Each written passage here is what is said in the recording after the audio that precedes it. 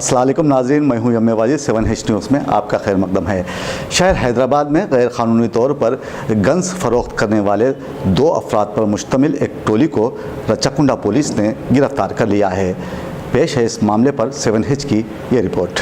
Rachakonda police ने 2 अफराद पर मुश्तमिल एक टोली को दबोच लिया है, जिन पर इल्ज़ाम है कि वो ज़रूरतमंद अफराद को गन्स फ़रोख्त करते हुए लाखों रुपये कमा रहे थे।